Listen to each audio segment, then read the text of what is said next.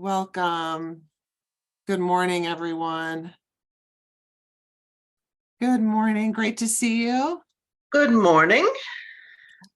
It's a pleasure to have you all here. We're going to get started right away with our session because everyone is busy and getting ready for the semester and all of that. So we really appreciate you taking the time to join us. I would just ask, keep an eye on the mute. I noticed some of you are not on mute and we don't want to interrupt your privacy in your home. So keep an eye on that for us. Thank you so much. And we are really so excited about ChatGPT. So we're going to talk about it. And just in time for the syllabus, that extra line to stick on our syllabi that we're handing out on Wednesday. So my name is Laura Baecher. I am a professor in the School of Education, and I'm also a faculty fellow with ACERT. And I get the honor and joy of presenting with Jack. I'll let him introduce himself. Oh, the honor and the joy really is mine, Laura. My name is Jack Kenigsberg. I'm an adjunct in the Department of English and also the coordinator of the Writing Center. And Jack is really the expert on ChatGPT. I am just here to get us to talk about it and look at it on kind of the pedagogical side. So we got a task for you. So if you could please open up your chat. And thanks for all the good mornings and everything in the chat as well. It's great to see. So if you would, I'm going to show you two opening paragraphs written about a month ago for a final paper in Russian literature. And this is from a sophomore, okay? So I'm going to show you two versions, and you're going to decide which one was created by the student and which was created by ChatGPT. So version A. I'm just going to read this in case some people aren't able to see it, and forgive pronunciation for our Russian scholars. Mikhail Lermontov's novel, A Hero of Our Time, tells the story of Pechorin, a complex and enigmatic character who is both heroic and villainous at once. Pechorin's psyche is difficult to comprehend as he is equally driven by his ambitions and self-destructive tendencies. Pechorin is a complex character driven by his ambition and desire for recognition. He is constantly competing with others and seeking to prove himself, though his attempts are often thwarted by his recklessness and lack of self-control. He is also a romantic, and his relationships with other characters, particularly Princess Mary, reflect his conflicting desires for connection and control. Through his inner dialogue, Pechorin reveals a profound struggle between his ambition and self-destructive tendencies. He is a man of many contradictions, and his actions often reflect his inner turmoil. So I'm going to have you think about, did that get written for this Russian literature class by a sophomore, undergraduate? Was that produced by a student or by ChatGPT? I'll show you the other one. What defines a hero? In modern day society, heroes take on many shapes and forms. In A Hero of Our Time, Mikhail Lermontov explores Pechorin's journeys around the Caucasus. Many paint Lermontov's main character to be the quintessential Byronic anti-hero as a result of his behavior in constant conquests and adventures. In Princess Mary, one of Lermontov's most extended chapters within the novel, Pechorin's psyche is explored in depth. He's egotistical and violent, but also truthful and pensive. For this reason, many critics argue over whether Pechorin is a true hero or not. He is undoubtedly a complex character, and it is inarguable that in Princess Mary, he causes suffering to most of the characters he interacts with. However, overall, Pechorin has redeeming and positive qualities. Once you see past his flaws, it turns out he is quite straightforward with others and highly introspective. Okay, so I see some different ideas. So some people are asking what the question was. It was something about, talk about this character from this novel. And So we have some different ideas about this, whether it's A or it's B. Some people say A is the bot, and some people say B is the bot. Both bots. Okay, maybe I'll just wait and tell people later. What do you think, Jack? Or should I reveal it now? So actually, I'm going to reveal it now because you came on time, so you get the joy of discovery here. And actually, A was written by ChatGPT and B by the student. So we're going to go to this idea as we begin our conversation today. I took this from a tweet from Matt Miller, who does a lot of innovative pedagogy. And he says calculators, search engines, Google Translate, Wikipedia, PhotoMath, and then hashtag ChatGPT. So our positionality here, Jack and I, is not that this is an evil and we're going to rail against it for an hour, but that it's an evolution, and it's going to, yes, cause a ripple effect, cause us to have to adapt, learn, and change as we always do as wonderful faculty. So in this session, we're going to talk, Jack's going to explain a little more about what is ChatGPT, what it can and can't do.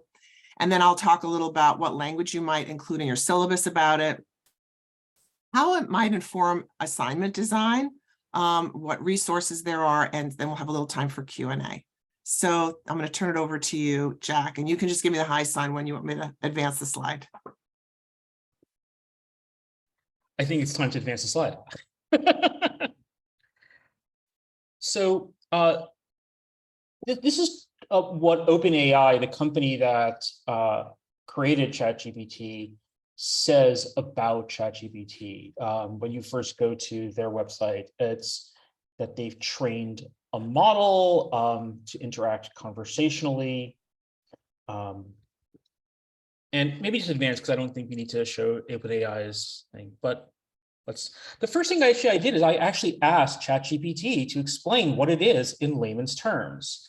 And it told me that it's a computer program that can understand and respond to human language, that it was trained on really billions and billions of texts, that, and this is for me is like the money shot here, that it's a very advanced autocomplete feature. Except that, so if you're used to Gmail suggesting the rest of your sentence for you, ChatGPT is like that, but super souped up. And that it can be used in a wide variety of contexts. So Laura, if you don't mind hitting. So ChatGPT stands for it's chat-based generative pre-trained transformer, and all of those things have implications. And it's the chatbot itself is based on GPT-3. And if the 3 makes it sound like there was a 1 and a 2 before it, that is correct. As far as I know, GPT-1 was never released publicly, but GPT-2 was in use. It just didn't produce very readable or human-like prose. So GPT-3 is a major advancement. Part of that is because the corpus of texts that was used to train it was significantly larger. So it's learning from just simply more text. And I assume, and maybe one of the computer scientists in the room can help me out later, but I assume that the actual algorithms used to train it have improved from version 2 to version 3. So it does respond to natural language, not just search queries. So you can actually ask it a question or give it a command, just like you would to a person. Next bullet, if you don't mind, Laura. Sorry. It generates text via text prediction. And maybe the most useful, interesting thing is the next one, that it remembers earlier parts of a conversation, and it can respond. So if you ask it a question or give it a command, and it gives you something, you can say, "Can you explain the third sentence?" And it will do that. correct. It is very responsive to what has been asked in the conversation. That's what I add. It's responsive to the way that you ask at conversations. Because if you look, the answer that it gave me, my question was in layman's terms, what is ChatGPT and how does it work? When I asked it, what are you and how do you work? It gave me a much simpler answer that might be suitable to like a middle schooler because I was anthropomorphizing it. When I asked it to explain in some detail what it was, it gave me a 3-paragraph answer with more technical details. So it not only responds to your question, it is actually responding to the vocabulary and the syntax that you are using to form your question, and it forms its answers accordingly. So it can change its answers, or it will generate text very contextually in response to what has been said before, in response to the way that you talk to it. Next slide, please. So, oops, did I make double it? Oops, I'm sorry. Okay, so because it is a generative program, every question or prompt you give it, it generates a response on the spot. It is not combing through its database to find an answer and copying it for you. It is creating something on the spot. And in fact, it often has a little button at the bottom that says regenerate. Well, it will give you a brand new response, which is often very similar, but not identical, and sometimes quite different, depending on the parameters of the questions you've asked. So this is really important. This is not, you will never get plagiarism in the classic sense of unattributed copying from somewhere, because it's not copying anything. It's creating it. It's ghostwriting in a way. Next. And again, I see some people in the chat have just mentioned this. I see Sven has just mentioned this in the chat.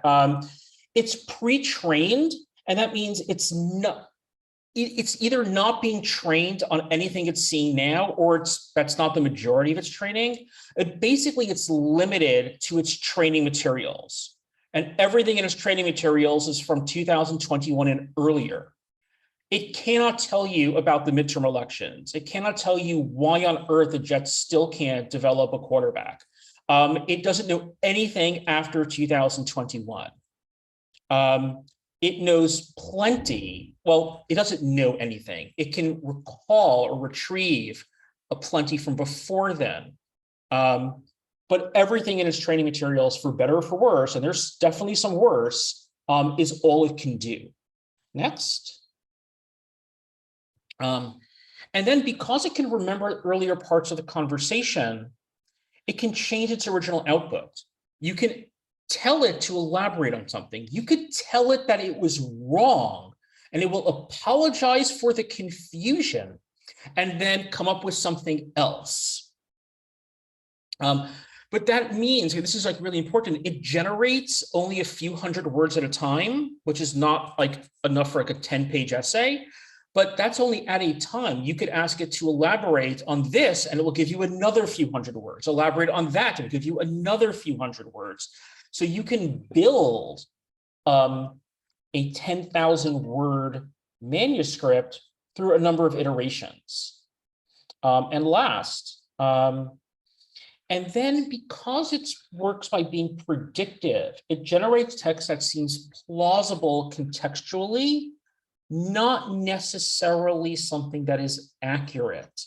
It is not a truth-telling machine. It is a plausible text-generating machine. It makes stuff up, sometimes stupid stuff, sometimes incredibly stupid stuff. There was a Twitter thread where someone screenshotted asking ChatGPT why it is faster to calculate large sums on an abacus rather than a computer, which is nonsense, right? It is much harder to calculate large sums on an abacus. But ChatGPT blithely explained why abacuses were superior. I have asked it why it's faster to write in cuneiform than it is to type on a modern computer, inspired by that. And it promptly told me the advantages of writing in cuneiform and why that is fast. And that's when I was prompting it to tell me a lie, but it will also lie because it doesn't know any better. And so there are some real strengths to this, and there are some significant limitations to this. So next. So the other, I think, maybe most important thing is that ChatGPT is not the only artificial intelligence. ChatGPT is one of OpenAI's 2 GPT-based machines. The other one is InstructGPT. ChatGPT will talk to you. InstructGPT will simply do what you tell it to do. You give it instructions, it will carry them out. Lambda is a Google chatbot. I believe that you have to pay for it. It's not designed for, it's designed really for commercial applications. Bloom is open source, but they all do the same things that ChatGPT does. Consensus is going to take some of our librarians' jobs away from them. I joke, but it will scour peer-reviewed research and give you summaries. Socratic will offer academic tutoring for K through 12. It will suggest resources on the web if you're having confusion about certain things. I don't know if it applies to college, but certainly there's some overlap, especially between the last years of high school and some college, so maybe. And then DALL-E, which is also belongs to OpenAI, and which came out a year ago, will generate images. You tell it to do something, it will, in 2 minutes, will give you 4 images. If you tell it you would like to see elephants doing cartwheels in the style of Leonardo da Vinci, in 2 minutes, it will give you 4 versions of that prompt. ChatGPT 4 is expected to come out in the summer.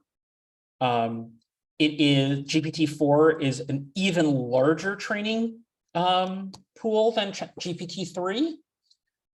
So this is not about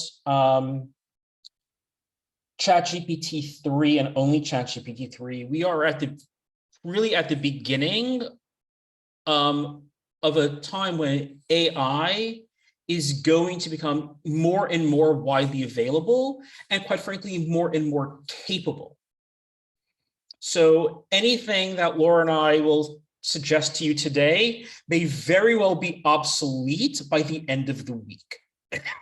Certainly maybe by beginning of next semester, after the next generation of these things emerges. Okay, so what can it do and what can't it do? And so this is, again, when you go to ChatGPT, this is the splash screen. It tells you that it can explain things in simple terms, that it can help you brainstorm.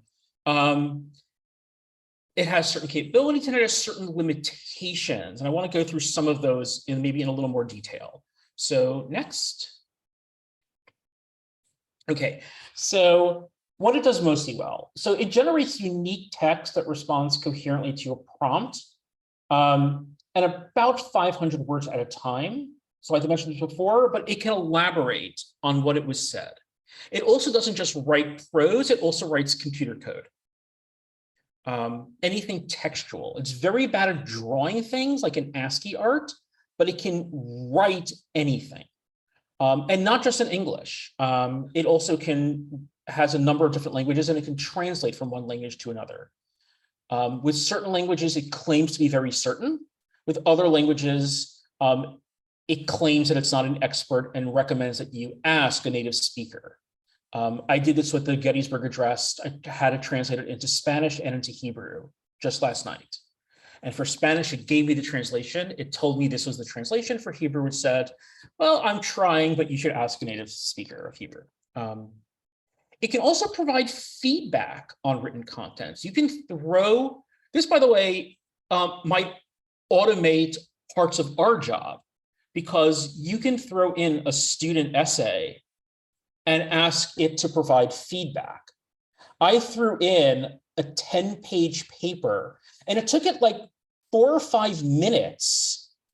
And I thought it was dead, honestly, because it usually doesn't take that long. But then suddenly it began spitting out often vague and generic suggestions, but suggestions. And I could ask it to be, oh, where could the student elaborate on that point? And it would start pointing to specific examples. So, and students can do this as well. If someone writes a draft, they too can throw it in and ask for feedback on its draft. And while the advice might be generic at first, you can ask it, well, where could I move? How can I improve the transition? Where could I add more detail? And it will tell you. It can simplify complex concepts or language. You can ask it to explain something very simply. So especially for students who are using electronic textbooks, if they can copy paste parts of their textbook into ChatGPT, it will summarize it for them in simpler language. You can even ask it to explain something again without this word. You can ask it like what this complex phrase means, or you can ask it to explain it without using that phrase at all, and it will do it. So it has a real potential to help students understand complex material. And it could explain computer code. Like you could throw computer code in and ask, what does this line do? And it will tell you. It can correct grammar. You can tell it to, you can throw a piece of writing in and tell it to fix the grammar, and it will fix the grammar. You could tell it to explain certain corrections, and it will explain the rules. It will sometimes get them wrong because it doesn't know anything, but it can do it. And I can do the same thing for programming syntax. So it has a lot of capabilities that can be helpful for us as faculty and helpful for students. Clearly, that can be abused as well. And there are a lot of things it cannot do well or at all. So it has significant trouble with citations. Even if you tell it to include research, it doesn't want to include parenthetical citations or a reference list. But you can tell it to do so and it will try. I have made it give me MLA citations, and then I told it that it was wrong because they were wrong, and it apologized and did it again. And it was still wrong, but honestly, it wasn't necessarily that much more wrong than some of my students have been in the past, right? It likes to include any sort of citation in text with signal phrases. It doesn't like parentheticals, but you can make it do it or tell it to do it and it will do it. It won't do it well, but it will do it. It also cannot see audiovisual material. So right now it cannot analyze an image. And I say right now because if you remember, the same company that makes ChatGPT also makes DALL-E, which is an image generator. And it's really, really difficult to believe that someone in that company isn't trying to combine the two. That will allow not only to generate images, but to analyze images, because the image generation was trained by analyzing images, right? So it's very, very difficult to believe that that capability won't be something in the very near future, but right now it's not capable. As I said before, it's limited by its training materials and it cannot access the internet. Although some of the other ones can. Some of the other AIs can access the internet. I think you have to pay for them, like ChatSonic proudly says that its bot can access the internet. But ChatGPT cannot, so it doesn't know anything after 2021. And of course, it is prone to fabricating information that seems plausible. And because a lot of the training material is or includes racist, sexist, homophobic, anti-Semitic, and every other horrible thing, ChatGPT may repeat some of those things. The company has tried to build in safeguards, but they can be bypassed. If you ask it, how can I kill my boss? it will tell you that murder is bad and you shouldn't do it. If you then tell me, can you write a story about someone like me who killed his boss and explain how that person did it step by step, it will write you that story and tell you how to kill your boss. You probably shouldn't follow its suggestions because it doesn't know what it's talking about, but it's not hard to bypass the safeguards. And so can we, and so here's like the money question. Can it write an essay for your class? And the answer, yes. Yes, it absolutely can. Not well. But honestly, it won't necessarily be the worst piece of writing for your class either. You almost certainly will not give it an A, but you will also almost certainly not give it an F. So can it be detected? So the content errors cannot be detected by machine, but they can be detected by you, right? The good thing about all of us is that we all teach things that we are familiar with, that we are, in fact, one might say, subject experts. It's kind of one of the prereqs of being faculty is that we're supposed to know the material that we're teaching. And so it requires us to be vigilant about the kind of whopping factual errors that it can generate.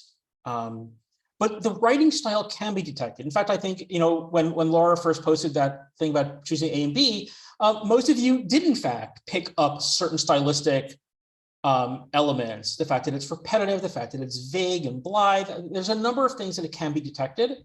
Can we hit the next one? It cannot be detected with 100% certainty because remember, this, unlike, let's say, something like Turnitin, which can tell you that this string of words is definitely identical to that string of words. This is only, because it's matching style, it can only tell you with probabilities. Sometimes very high probabilities, 99%, and the most important thing is that any detector is going to be optimized for any given iteration of an AI. So, and that means that the detectors for ChatGPT 3 will not work very well when ChatGPT 4 comes out, and the detectors that were made for ChatGPT 2 will not work very well for ChatGPT 3, or they will work less well. So there are 3 detectors, at least that I am aware of. So one is the GPT output detector demo, which was created by OpenAI, but you can see from the name that it was created for GPT-2. I have thrown in pros from GPT-3, and it tells me there's like an 80 to 90% certainty that it was created by AI, but it's not 99%. The giant language model test room, Glitter, was created by people at Harvard and MIT, but also for GPT-2, not for GPT-3. So I would actually recommend that you don't use either one of those. GPT-0 is new. It's a few weeks old.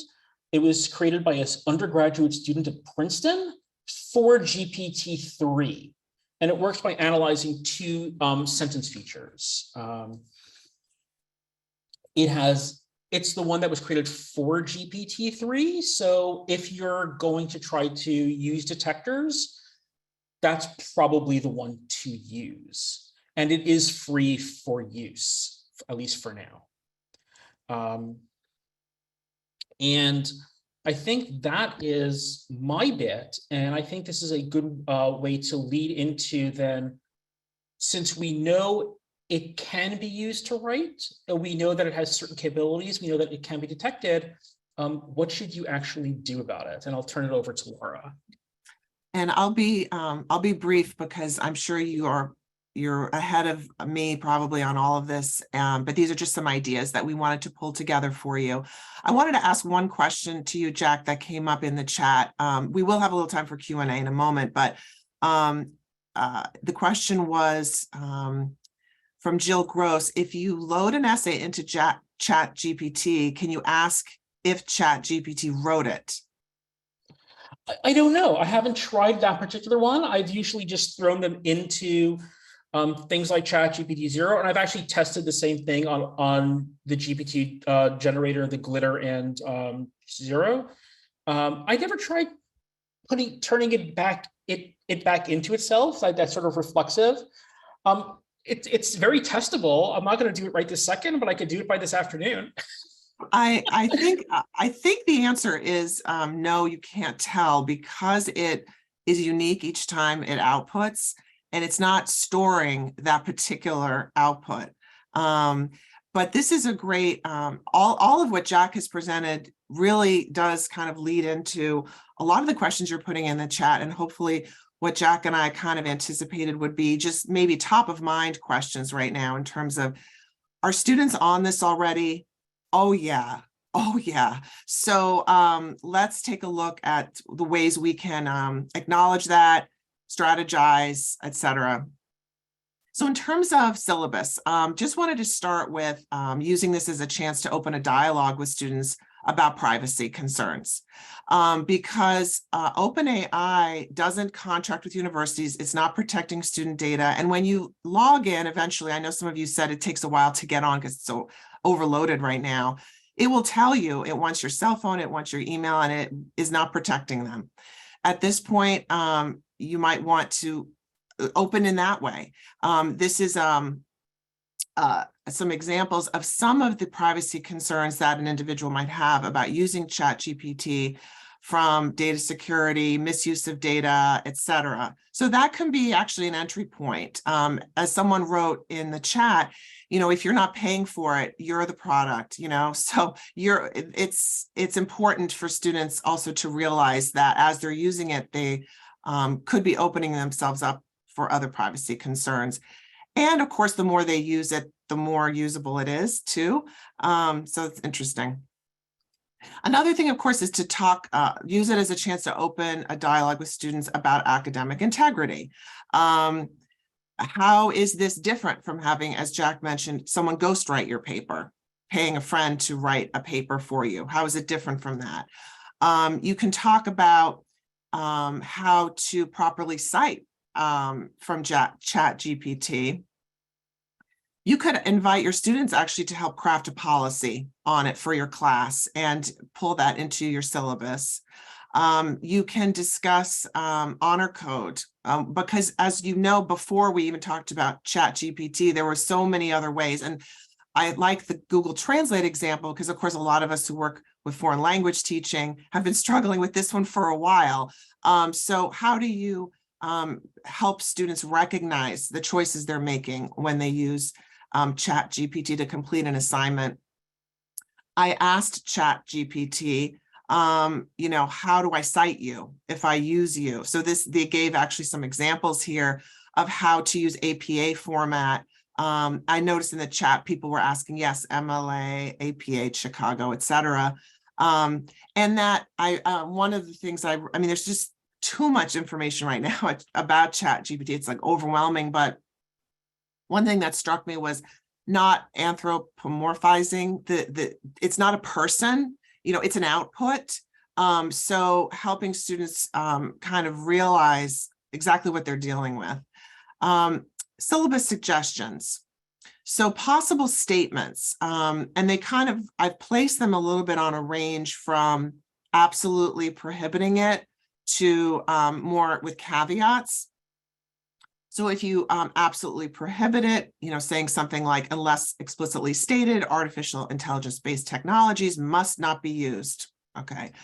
To, you know, this is considered unauthorized assistance, or if it's case by case, please obtain permission from me before collaborating with peers or chatbots on assignments for the course. And helping them understand that using these text generators without proper attribution is plagiarism. Because again, students, as we said before, are thinking, well, I didn't copy someone's paper, I didn't take my colleague's paper and write it, but it's still considered a form of plagiarism. I also asked ChatGPT, how would I explain plagiarism and you on my syllabus? It has a really nice answer, actually. And we're going to share all these slides in a moment as we wrap up. So you're welcome. Feel free to use anything here on any of these slides. I will send it to you as slides, so you can copy paste anything if you want to use any of this with your students. I came across this very extended syllabus example on a Facebook group, Higher Ed Learning Collective, which has been talking a lot about this. And it's from this person, Paul McAfee. So it's quite detailed. It defines it. It talks about what the problems are going to be with trusting its output, and then how to cite it, and et cetera. So this is a very lengthy explanation about its use and potentially violating academic integrity policies at that person's university. Again, just to be helpful, because we knew Jack and I really wanted to do something right quick before the semester started. So if you just wanted to grab a little language, there is no official Hunter policy about this. This would just fit under your own policies and obviously connected to academic integrity. In terms of assignment design, we're not going to go too far here because obviously this is something that you might just want to kind of reflect on as you go through this semester and talk with students about how they're using it. I think maybe Sarah Chin mentioned a college-aged child, watching them work with it. And to be honest, those two pieces were from my own son. He's at Ohio State.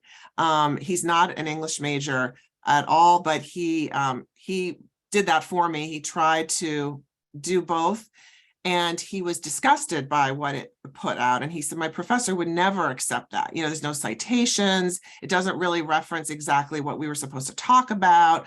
And that gave me some good insight. And I think some of these suggestions, again, you're going to be very familiar with, but just to kind of grab them, these two centers for teaching and learning, Montclair State and University of Central Florida, happen to have really developed websites about web pages with suggestions. So I kind of adapted from there.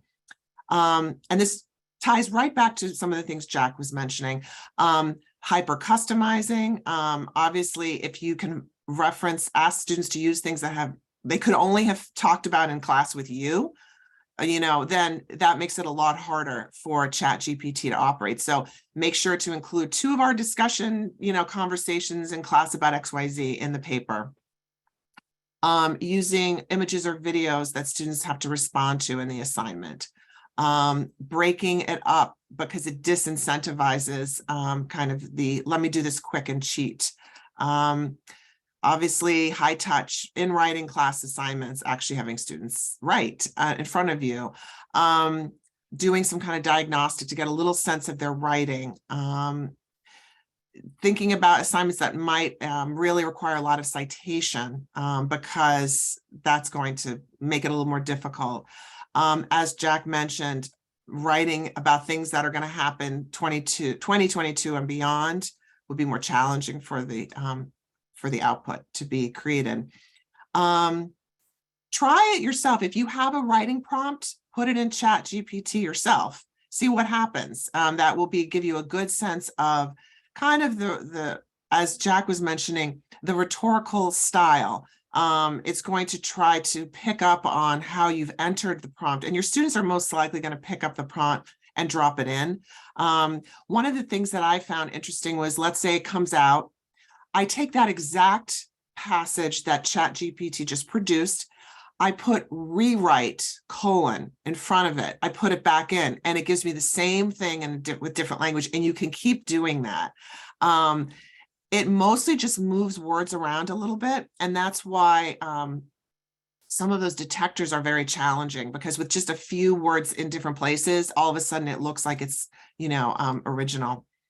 Obviously, exploring things like video explanations, having students do presentations, multimedia, all those things we've been doing anyway, having students create their presentation as a PowerPoint and record over it, things that will really make it less likely for them to go to ChatGPT. Remember quizzes? We're going past some things that might just happen quickly in class to kind of help students gain points without it being this full writing. Having students reflect on their process, which a lot of us do anyway, why did you answer in that way? How did, that kind of thing will it be great for metacognition and also help with the ChatGPT.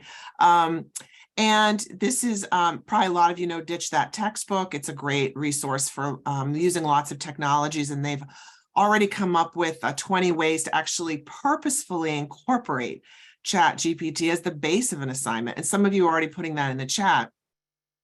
Have ChatGPT generate an essay on the topic and have students use your rubric to try to score it. So you can have them actually start to analyze some of the strengths and weaknesses in it.